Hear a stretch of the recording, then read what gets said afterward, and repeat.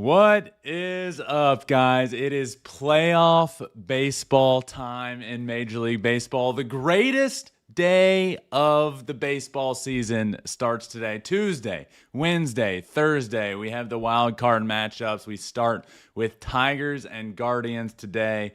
This is the best time of year in playoff baseball. There's nothing like it. There is nothing like this. Is the best playoffs in all of professional sports. Is playoff baseball, and it starts here today with the Tigers and Guardians. We have the Padres at the Cubs coming up a little later this afternoon. Then there's Red Sox at Yankees at 6:08 Eastern time, and then it all ends tonight with Reds at Dodgers, which is, I believe, 9:08 Eastern time. So first matchup, we start off in just about an hour is the first matchup of playoffs. We're going to have some fun in here today. I can see the chat. I have the chat up over here, so if you guys ever have any questions, feel free to ask away. But what we are going to do is we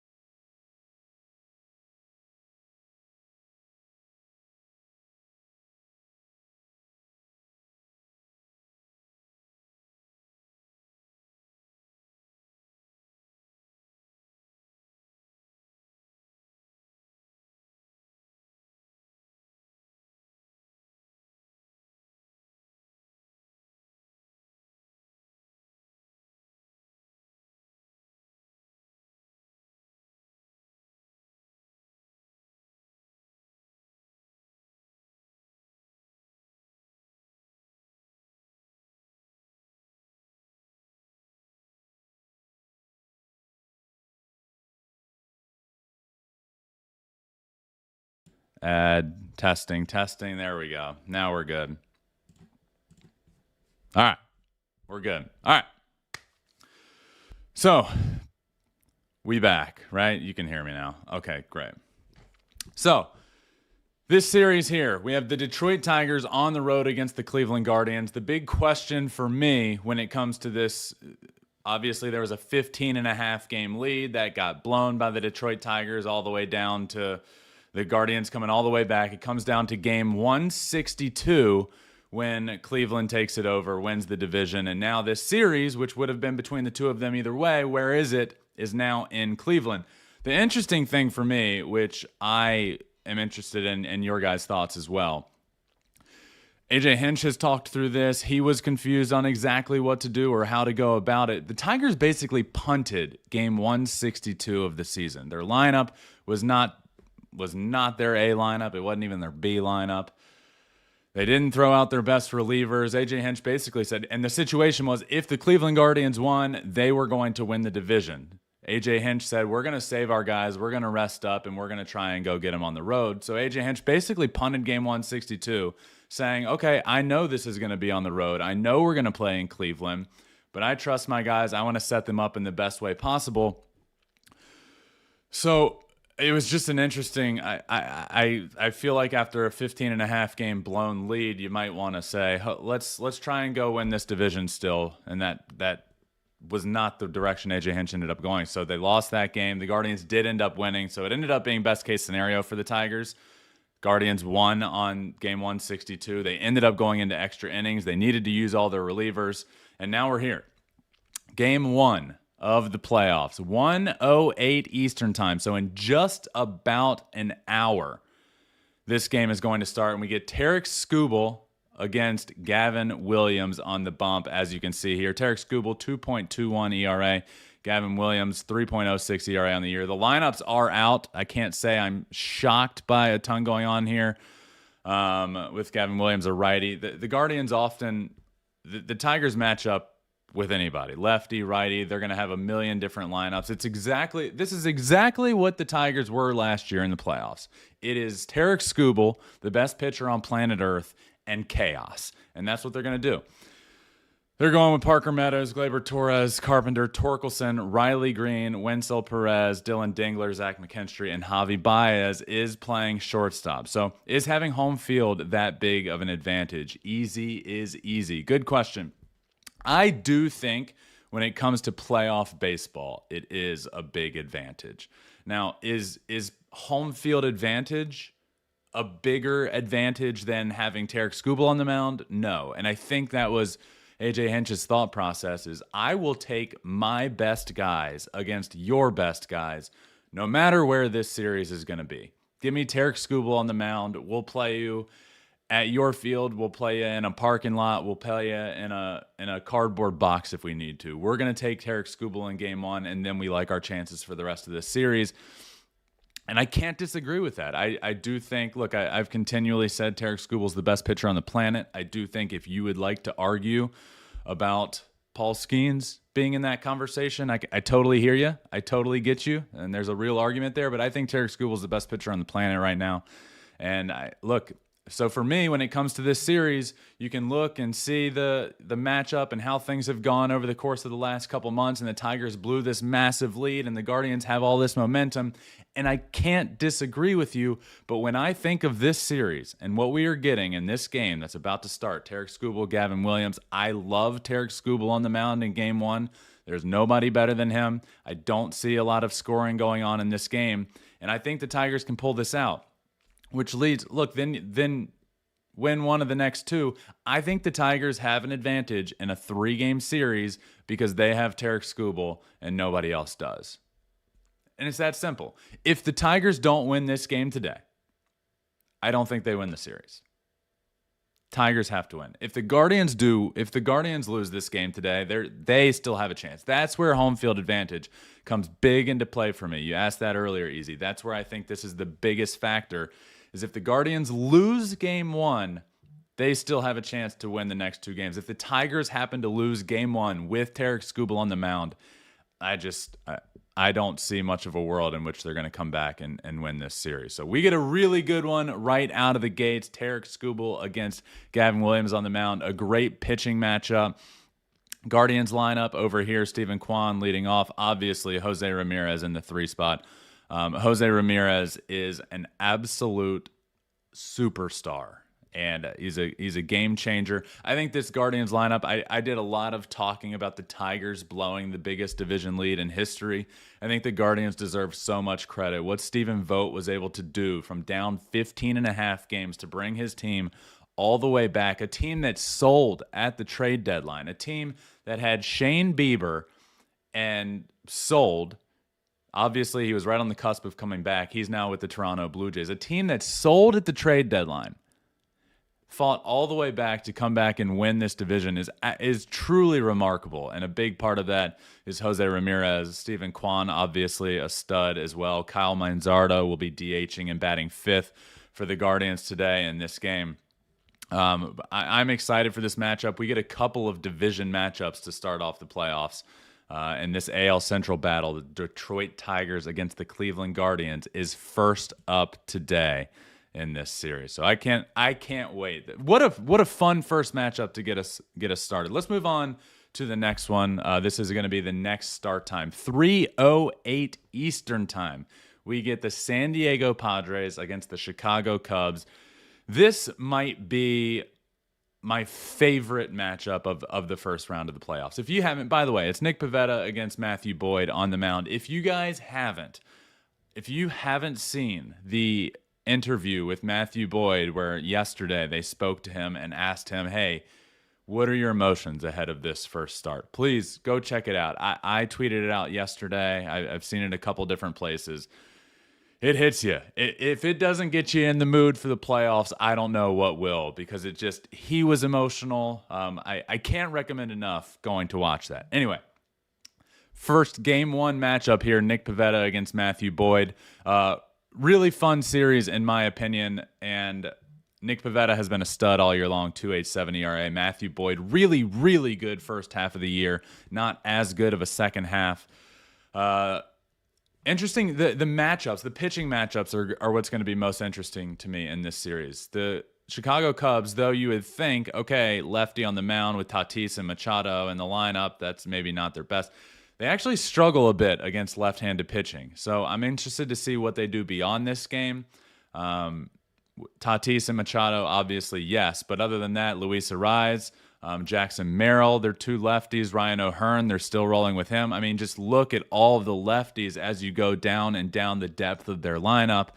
You know, they have 1, 2, 3, 4, 5 lefties in this lineup, 3 in a row down at the bottom. So this is interesting to me that they're deciding, even with a lefty on the mound, they're not playing matchups. They're going with what they believe is their best lineup, no matter the day. And they're going to try and get this first game. So when it comes to the Cubs matchups, they're going Matthew Boyd in 1. As of right now, I don't believe they have named a Game 2 starter. If they have recently named their Game 2 starter, please let me know in the chat. They have not. Dylan Cease is going in Game 2 for the San Diego Padres. Cubs still have not announced Game 3. This is where this series gets interesting to me. If the Cubs don't win Game 1, again with a lefty on the mound, I think you have to go Shota Imanaga in Game 2.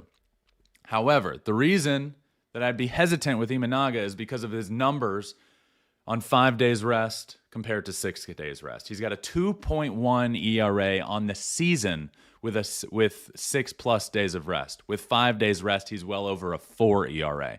So he's far better on 6 days rest. But if you lose Game 1, if the Padres win this Game 1 of this matchup, I think you have to go Shota Imanaga in Game 2. I think he's your next best pitcher on this without Horton on the mound right now, without Horton being available because he's on the IL. I think Imanaga is your best pitcher. I think you have to roll with him in a Game 2. Nick Pivetta on the mound, Dylan Cease in a Game 2. John Hicks, both these guys not pitching their best last few starts should be interesting. I agree. Pivetta's been a stud all year long. Last start or so, not his best. Matthew Boyd, again, really, really good first half, but has struggled down the stretch. But you kind of scrap all of that when it comes playoff time and just say, all right, what kind of emotions are these guys going to come out with? So we will see. These are the two lineups as you see right here. Nothing surprising when it comes to the Cubbies, except Kyle Tucker is still not playing outfield. He came back the last series of the regular season. There was talks of will he play outfield in the postseason. He is going to start the postseason by DHing and batting fourth for the Chicago Cubs. So this series, again, look, I believe the Padres will ultimately win this series. And this matchup is really close on paper. The Padres on the road have not been great all year long. They're a great team at home in San Diego. On the road, they are a average baseball team.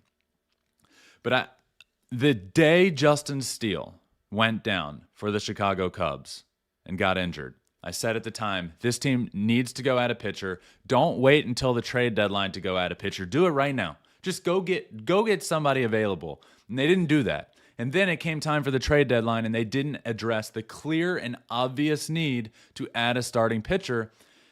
And now here we are on September 30th. Playoffs are starting today. This is Game 1. And I go into this series, Padres at Cubs, and I think the Cubs are missing a pitcher. I think the Cubs didn't put themselves in a position to be successful in October by going to add another pitcher. So I ultimately think that's going to come back to bite them. I like the Padres pitchers a lot. I know they have a lot of good stuff as starting pitchers.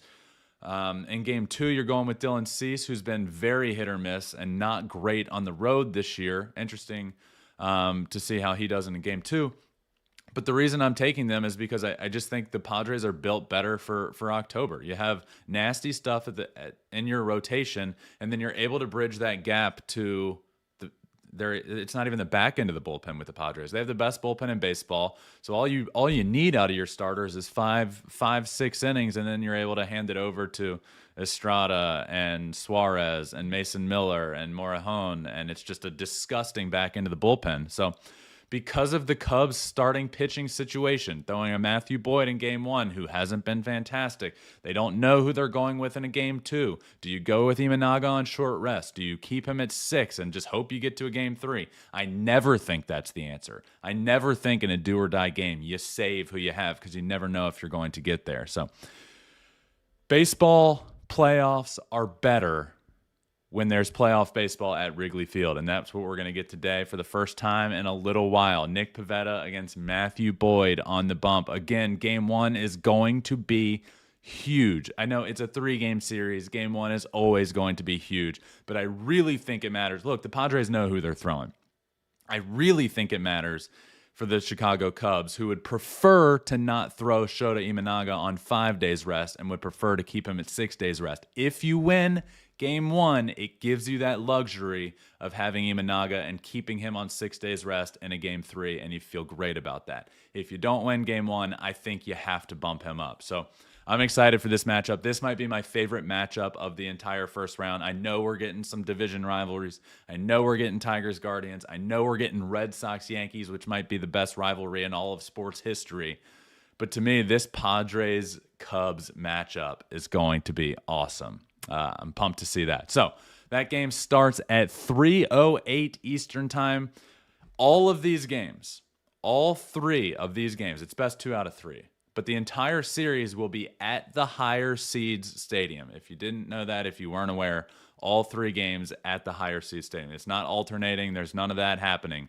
All 3 of these games will be at Wrigley Field for this series, which means all 3 of these games are going to be at Yankee Stadium, which is going to be a huge factor here. This is the best pitching matchup, I think, of Tuesday. Garrett Crochet, Max Fried. Crochet with a 2.59 ERA on the year. Max Fried a 2.86. Garrett Crochet, your strikeout league leader at 255 punch-outs on the year.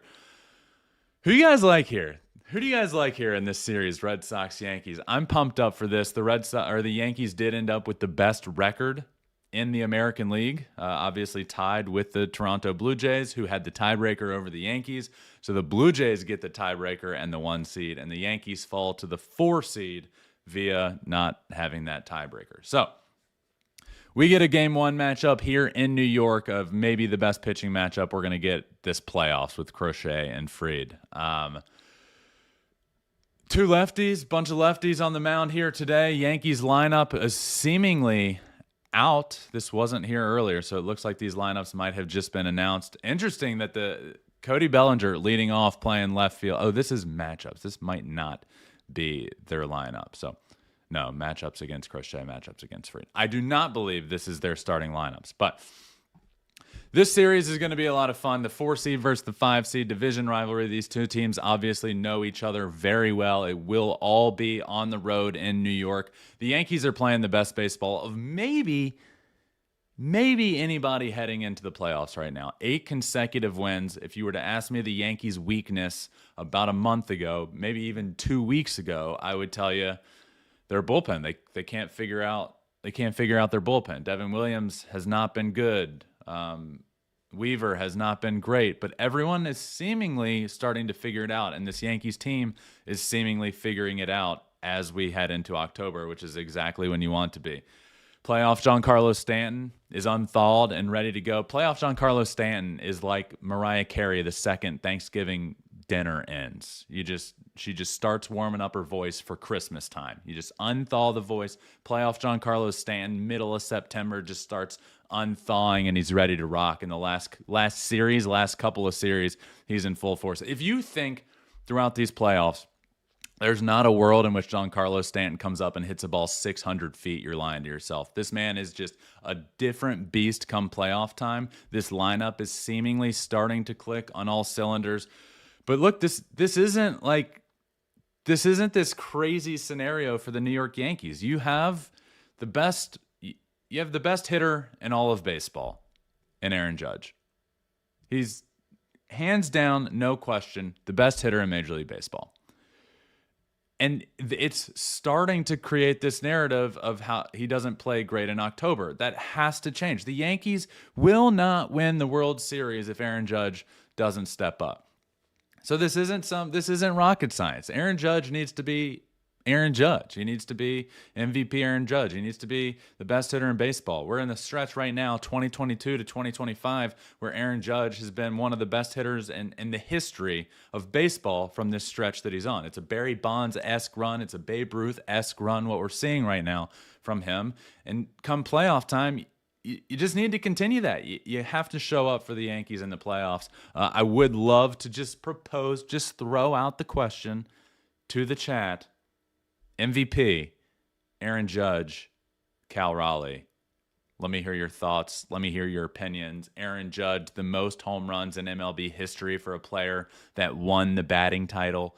Cal Raleigh, 60 homers as a switch hitting catcher. I emphasize catcher because it's important. You're doing two jobs out there. You're controlling a pitching staff. You're trying to hit 60 home runs as a switch hitting catcher. And then Aaron Judge, obviously. There's no wrong answer here. There's no wrong answer when it comes to who wins the American League MVP. If you say Judge and I say Raleigh, I can't argue against you. There's literally not an argument against Aaron Judge winning the MVP. If you say Aaron Judge and I say Cal Raleigh, I just don't think it does anybody any good arguing against the other player. It's just a fascinating race to me. It's a fascinating question to have. It's a fascinating AL MVP in 2025. And what we could get, if the Yankees win a couple series and the Mariners win one series, we could get Cal Raleigh and the Mariners against Aaron Judge and the Yankees in the ALCS. And with the race being that close, I think what we just do is say, okay, I know this is a regular season award. Scrap that. Whoever wins the CS wins the MVP. Let's see what you guys say. No Judge, MVP Cal. Aaron Judge, WRC plus was 40 points higher, and his OPS was almost 200 points higher. John Hicks, amazing Cal did this with that swing. Sav, can't go wrong with either. Going to be angry fans either way. Cal had 0 pass balls. Cal was one of two catchers in Major League Baseball without a pass ball this year. Cal Raleigh and Dylan Dingler. So, look, I know Cal Raleigh's also a Platinum Glove winner. He's not going to win a Platinum Glove this year. It's not quite the same year defensively. But I do think all of these things factor. And when I speak about Cal Raleigh, I think the argument for Cal Raleigh is a little more intricate than the argument for Aaron Judge. All we need to do right now is pull up Aaron Judge's statistics, and we can, the argument's right in front of you. Let's do that. Aaron Judge. Okay. 2025. He hit .331 with an OPS of 1.145 and 53 homers, 114 RBIs. What's the argument? There's no argument against this. Those numbers are absurd. It's one of the greatest seasons of all time. He's a phenomenal, obviously. There's no argument against that. The argument for Cal Raleigh is a little more intricate, and I think I place a little more weight on what a catcher means in the game of baseball. To me, there's not a number that can point to what Cal Raleigh's doing and say, oh, well, he gets a boost for being a catcher. What he's doing, going out every day, the majority of days he is catching and leading a pitching staff of 13 guys. To me, there's no argument. You can't sit there and say that the catching position is valued enough from the statistics we see. I don't think that's an argument. I don't think the catcher position is as valued as it should be. So I think it's a fascinating argument. We can have that discussion a little bit later when maybe the Mariners are playing, because we're just previewing these matchups today. But I just wanted to gauge the chat's opinion. Big Dumper does more. Most valuable player, not about hitting. Big Dumper MVP. Judge wins by a mile. And I think that's the argument. I don't think there's a wrong answer. Garrett Crochet and the Boston Red Sox against Max Fried and the New York Yankees starts at 6:08 p.m. Eastern Time later today. Pumped up for this matchup. I'm excited to see these lineups come out. This is a fantastic pitching matchup. I worry about the Boston Red Sox throughout this series and not just today. This is the game they have to win. If the Red Sox don't win this game today, I don't believe they are going to win this series. They have to win this matchup today with Garrett Crochet on the mound. Then they're going with Brian Bayo in Game 2. And then I was thinking Lucas Giolito in Game 3, who's actually been really good for them, but it just was announced that he is not going to be on the roster due to an injury, which I think is a big blow. I do think that's a big blow to the Boston Red Sox. And then on the Yankees side of things, you can go Max Fried, you can go Carlos Rodon, and what do they do in Game 3? I don't think it's announced. Schlittler, it is announced. So they're going Cam Schlittler in Game 3, which I was hoping and thinking they would do. I think he's an X factor for this Yankees team. Cam Schlittler is disgusting on the mound. I know he's young. I know he doesn't have playoff experience, but that stuff plays. So I give a big advantage. After game one, I give a big advantage. Dennis, hi, Ben, watching from Germany. Hi. Hi, Dennis. How are you? I give a big advantage to the Yankees post game one with the pitching matchups that they have, being able to go Rodon and Schlittler. And then look, their lineup is just, to me, it's deeper. Aaron Judge is obviously back and healthy and firing on all cylinders right now. He's coming off of Player of the Week. The final Player of the Week of the Major League Baseball regular season goes to Aaron Judge on the American League side of things. So he's really hot right now. Giancarlo Stanton is locked in and ready to roll. I am interested what they do with their lineup with the lefty on the mound, because the Yankees aren't in this position. The Yankees don't finish tied for the best record in the American League without Jazz Chisholm Jr. and without Ben Rice. Are they even in the lineup in game one is going to be an interesting situation for the Yankees and how they line up against Garrett Crochet. Because as Aaron Judge said yesterday when talking about this matchup, the Garrett Crochet very well might be the best pitcher in baseball right now. That's how dominant he is. So it's a wild Boston Red Sox, New York Yankees, first series of the playoffs, all the tensions and emotions that come with that matchup. These two teams do know each other very well. So, man, we're coming out of the gates hot and heavy with this series. So, Max Fried, 2.86, fantastic year. First year in pinstripes for Max Fried, deserves a ton of credit. The big conversation around Max Fried when the Yankees signed him was, okay, he's good, but he doesn't pitch a full season. He's really injury prone. Well, this guy came in, put on pinstripes, and went 19-5 with a 2.86 ERA. That is dominant. What a matchup of southpaws we're getting in game one here today. Again, that game is at 6:08 Eastern time. Lastly, tonight we have the Cincinnati Reds against the Los Angeles Dodgers, 9:08 Eastern time start. Excited to hear you guys' thoughts on this series. The Los Angeles Dodgers are going to be the heavy favorite to win this series. But what I will say is having to go through Hunter Green and Andrew Abbott in the first two games of this series is not going to be a cakewalk for the Los Angeles Dodgers.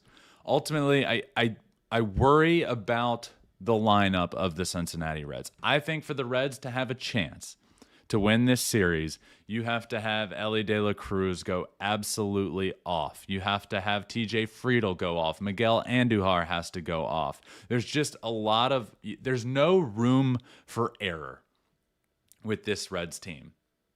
But they can win this series. Look, obviously the Dodgers pitching matchups are disgusting. Blake Snell in game one, Yamamoto in game two, most likely, I believe Ohtani in a game three. I don't know if they've officially announced that. They have not. But they're going to go Blake Snell and Yamamoto in game one and game two.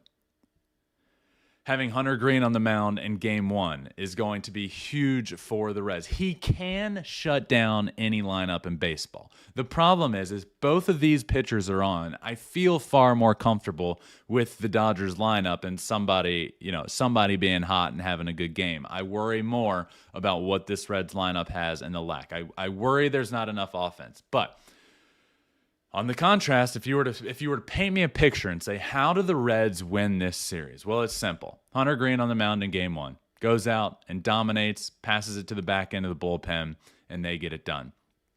Okay, next thing you know, there's a path for you to win game one with Hunter Green on the mound. There's also a path where this Dodgers bullpen, it's a completely different team than last year in the playoffs. This team is built around their starting pitching. Blake Snell, Yamamoto, Ohtani, Glasnow. This Los Angeles Dodgers team is built around their starting pitchers, whereas last year was built around, okay, I don't even know how we're going to get to our bullpen, but we're going to. But this Dodgers team has shown us over the course of 162 that this bullpen is going to blow some games in the postseason. Get it to the bullpen as early as you can, whereas, okay, this Dodgers bullpen now needs to get 12 outs from their bullpen. Where's that going to come from? Now, they have good arms back there. Tanner Scott, obviously nasty stuff. Blake Trinan, nasty stuff. Roki Sasaki, who did make the postseason roster. I think Roki Sasaki is the X factor for the Los Angeles Dodgers in the postseason. Why is it Roki Sasaki? He's thrown like 2 innings in the big leagues since he's come back up. Their bullpen desperately needs somebody. And Roki Sasaki came back up, first time back into the big leagues and is throwing 100 miles an hour with a nasty splitter, and you're like, okay, this bullpen, put him in the bullpen. We need him. Let's rock. So I'm very, not just this series, if they advance throughout the playoffs and the Reds aren't able to win this series, I am super interested in how Dave Roberts manages this Dodgers team. Right? Because I thought he deserved a ton of credit for last year in the playoffs all the way through the World Series with the pitching staff the way it was, bridging the gap and pushing the right buttons in the bullpen. Well, for me, this is a completely opposite situation. So does Dave Roberts say it worked last year? Let me go about it the exact same way, and it worked. Let me do it again. I think it's complete opposite this year. He's going to have to ride with his starters longer than I think he's comfortable, because this bullpen is going to blow games if you get it to them too early. So he's going to have to manage this postseason completely differently. You need at least 6 innings out of Blake Snell. And that's a tall ask in the playoffs to get 5, 6, 7 innings out of your starting pitcher, just with all the emotion involved and the strain it puts on you in the postseason, with every pitch being meaning more. It's a lot to ask your starters to get 6, 7 innings, but that's my worry with this Dodgers team, and that's how the Reds can win. Get Blake Snell. I don't care if it's 0-0 after the 5th inning. Put 90 pitches in Blake Snell through 5 innings. Get to the bullpen. Next thing you know, they need 6, 7, 8, 9. That's 3 times 4 is 12. You need 12 outs from this Dodgers bullpen, and I don't feel great about them getting that done. I think the Reds have a chance in this series being able to go Hunter Green and having Andrew Abbott. I don't think Abbott is starting game 2, but having Andrew Abbott and Hunter Green, Nick Lodolo, they pitch. They're just going to need some offense. Just find a way to get some offense, and that's how you can win this series, is by getting into that Dodgers bullpen and them handing you offense, walking guys, hitting guys, not throwing well, leaving balls over the middle of the plate. So I think Tanner Scott and Blake Trinan are a worry in the back end of this bullpen, but you are what you are over 162. There's no way around it. This Dodgers team is going to have to rely on pitchers at the back end of the bullpen that they paid to be guys back there, and that over the course of 162 this year showed us that they are not having good years. That doesn't just switch the second the calendar turns to October. This Dodgers bullpen is not just automatically going to be good in October. They're going to blow some games. They're going to get in trouble. Does that start in this series with the Cincinnati Reds, who don't have the best offense in the world? Does that start next series with the Philadelphia Phillies? If it starts against the Phillies, you're going to be in big trouble. But this series is no guarantee with how good the Reds are starting pitching-wise. And if they can find a way to get to the bullpen early, I think the Reds have a chance in this series. Ultimately, I do have the Dodgers winning this series. I just think their offense is so much better than the Reds' offense. The Dodgers starting pitching is no slouch in itself. I believe in the Dodgers offense more than I believe in the Reds offense, and I think the gap is pretty wide. So ultimately, I think the Dodgers end up scrapping enough runs across to end up winning this series. I don't think this is a cakewalk. I don't think this is an easy Dodgers sweep. I think this is going to be a tough series for them. I do think we could see it go 3 games. I do think we could see Shohei Ohtani on the mound in Game 3 for this series. Isaiah, I have said the exact same thing. Roki as closer, please. Now, we haven't seen Roki close. What we have seen from him before he got hurt and went down to the minor leagues is him not handling failure very well. He would get in trouble and he would struggle on the mound. So mentally, being a closer is tough. But just when he came back up and his task was, hey, go get 3 outs for us. He's been pitching the 7th inning and he's dominating. And the first time he pitched, I said, this Dodgers bullpen is an issue. Roki Sasaki is a playoff X factor for the Los Angeles Dodgers. And here we are a week or so later. Dave Roberts puts him on the wild card playoff roster, which who saw that 2 weeks ago? A month ago. Who would have thought Roki Sasaki would be on the Dodgers playoff roster? And the reason is because we're going to see Roki Sasaki in this series in a 7th inning. And then in the next round, if they win this round, we'll see Roki Sasaki pitch a 7th inning or so in a high-leverage situation. And then if this bullpen keeps getting in trouble, next series we might see Roki Sasaki in the 8th inning. And then if they keep advancing and Roki keeps being the guy out of the bullpen that they desperately need to find, because it's not Tanner Scott this year, it's not Blake Trinan this year, it hasn't been those guys yet. I think Roki Sasaki is an X factor, and I do think when all is said and done, if the Los Angeles Dodgers get to the World Series, I think we could see Roki Sasaki between now and then end up closing a baseball game. So we get the Cincinnati Reds against the Los Angeles Dodgers in our final game of the night. 4 games today, 4 games on Wednesday, and if necessary, games on Thursday. We have an incredible stretch of games these next few days. So this series, Tigers at Guardians, is about to start in 30 minutes. Then we have Padres at Cubs at 3:08 Eastern Time. Red Sox at Yankees at 6:08 Eastern Time. And it all comes to Reds at Dodgers at 9:08 Eastern Time. Really fun slate of games. Ellie walk-off grand slam game 2. A walk-off grand slam on the road is, dare I say, near impossible. But maybe an Ellie home grand slam in the 9th inning is possible. Go Reds as well. Roki is a rookie, so I'm pretty sure they don't have enough data of him compared to Yoshi and Otani. 100%.